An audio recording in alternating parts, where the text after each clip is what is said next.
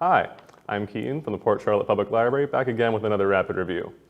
Searching is a mystery thriller directed by Anish Chaganty, starring John Cho, Joseph Lee, and Deborah Messing. The film follows a determined father as he takes it upon himself to uncover the mystery of his daughter's sudden disappearance.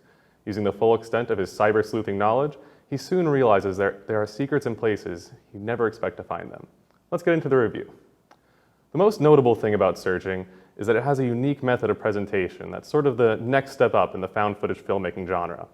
Rather than telling its story through the cameras of the characters and their surrounding world, this story is told entirely through the screen captures of home desktops, smartphones, tablets, and laptops.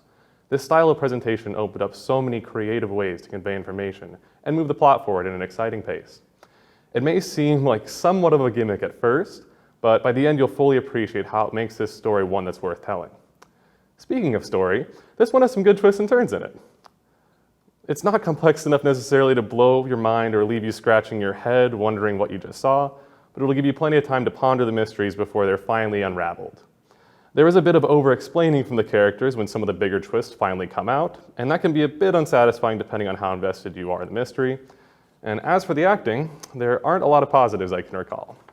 John Cho gives a pretty good performance as the frantic and obsessed dad, yet the rest of the cast is a bit stiff.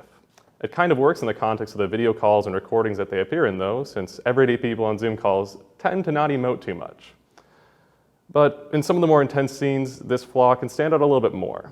Visually, there are some neat details on a lot of the desktops and web pages throughout the film, as well as some entertaining nods to long-forgotten operating systems and programs.